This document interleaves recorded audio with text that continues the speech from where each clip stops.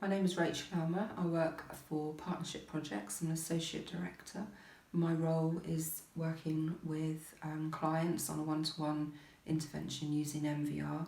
Also, I did deliver the training, foundation level training and the practice days as part of our training package.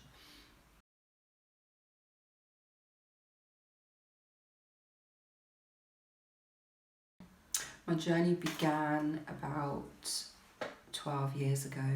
I was working for Portsmouth City Council as a parenting practitioner, and I was invited to attend some NVR training, and Peter Jacob was delivering, and I went along and was able to really embed the cases that I was working with in line with the training. And I remember having this real aha moment. This is the link. This is the missing link. This is what I've been looking for. This is what parents need. This is going to be the answer to everything. And I was completely sold. I found that NVR really did link parenting with their children, with at the same time being able to give parents a voice and not take it away from them.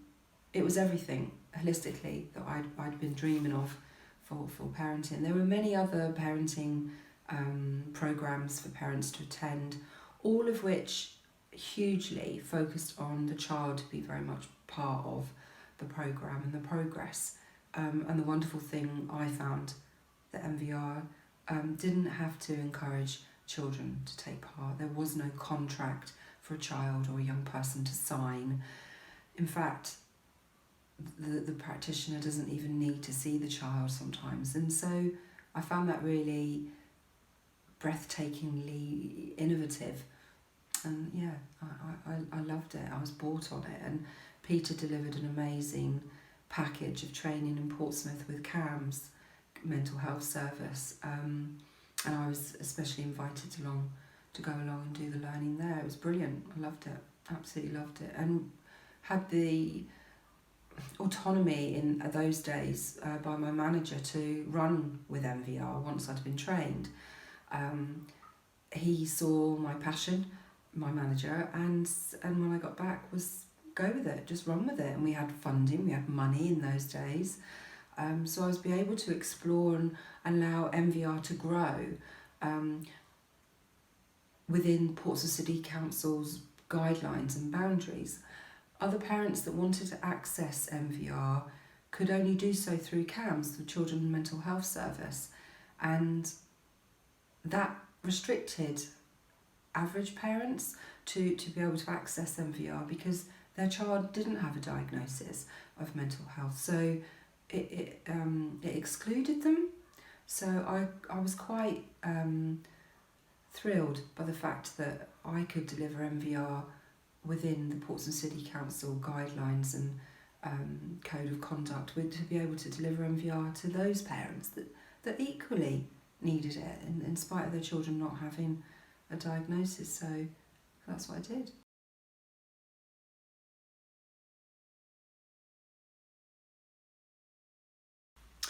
I think in 12 years, hundreds, I don't know, many, some of which I'm still in contact with, some of which are still practicing NVR, some who it has changed their relationship with their child and deepened their relationship and enriched their relationships with their children, that they almost feel indebted to me, which it isn't me. I don't take the responsibility for that.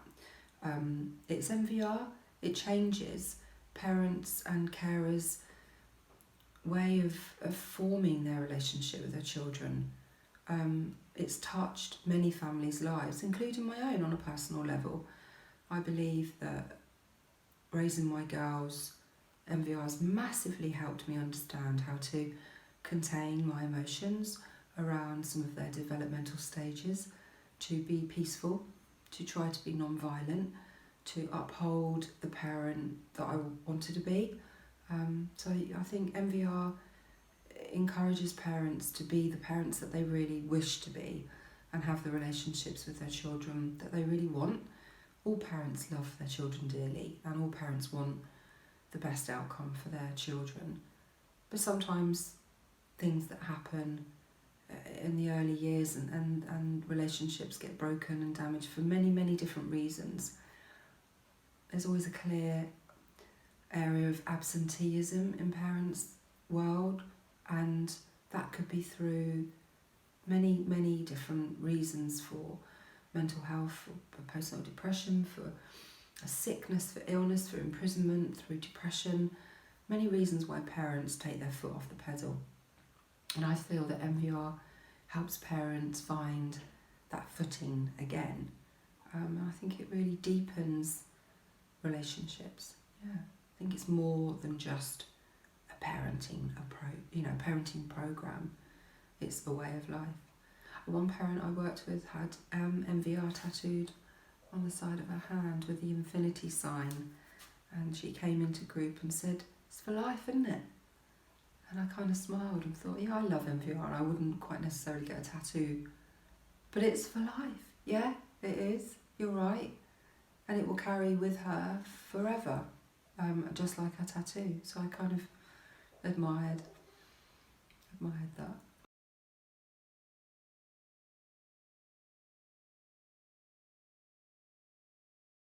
The family that I worked with, my initial family, my first family, I had apprehension in my understanding, and I had a lack of confidence in my delivery.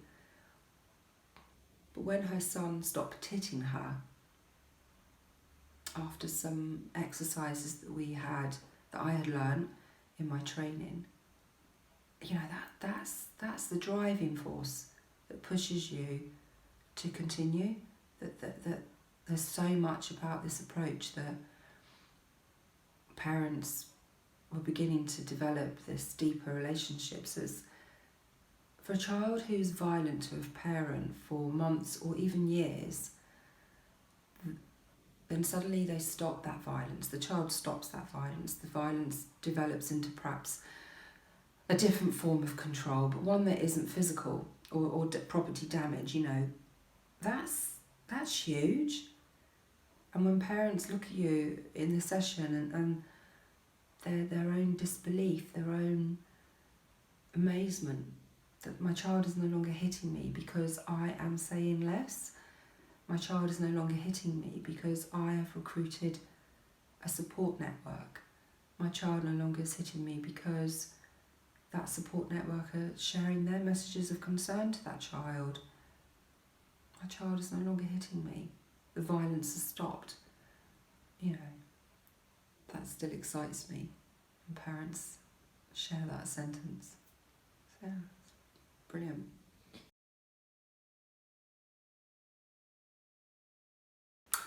So I have been promoted to Associate Director, and part of that role is offering very thorough telephone consultations to people who are interested in our training, so other organisations and statutory, non-statutory organisations. And part of that consultation is really crucial to ensure that our training packages are being delivered with the quality assurance that we really recommend. We want to know how services are able to embed NVR within their service level agreement. We want to know how their staff will be supervised when they have been trained. We want to know that the staff they're training can even use NVR. We want to understand what their service offers and how they envisage NVR to be a part of their service level agreement. And so having those lengthy discussions before we even begin to agree on delivering training for organisations, I think are incredibly important. Also to set the setting, that we have a room of 35 people and the trainer arrives to find out that only half a dozen of those people have got the time within their roles to deliver NVR. But a manager somewhere had NVR as a buzzword and they have some extra funding left in their training pot, so they get the whole team trained in NVR. and that isn't conducive to our delivery, and I'm sure it isn't conducive to the parents and the families that are accessing the service. We also encourage managers to attend the training with the staff, the frontline staff, so that managers have a very clear idea of what the approach is about and how they can support their staff in that delivery. So that the supervisors, that they become able to supervise their teams within NVR. So that part of my role is really important, and then I write up and we liaise with Gabrielle, Peter and myself with the organisation. But on top of that, once people have been trained, what we find is that organisations will come back to our service, our organisation, and request supervision.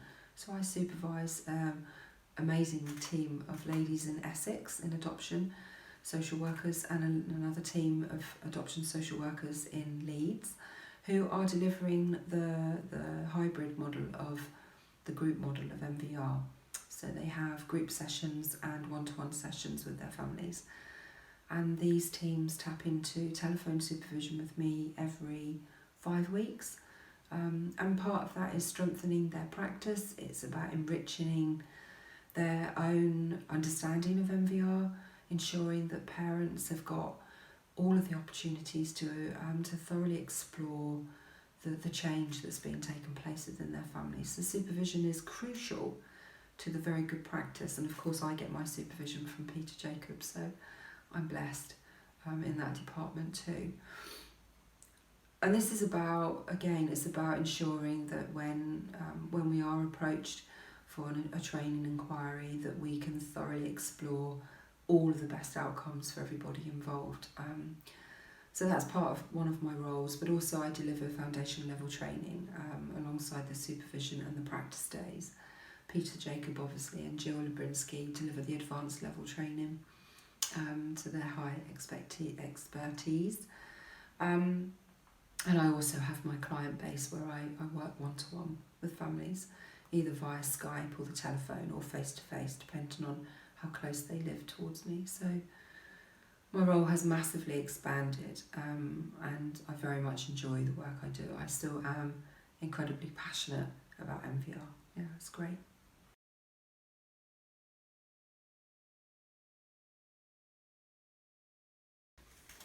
I think we're reaching our goal, our ultimate goal. We are the leading providers, NVR training providers in the UK. We have an amazing team. Peter has invested all of him, body, soul and mind, to be able to develop his business and to be the best. He is our guru and is a workaholic, and he is still very, very passionate about NVR and about the associates that he chooses to come on board his team. We want to roll out NVR for every parent, not just parents who are experiencing violence, but parents that are on the cusp of that, so before the violence has even begun.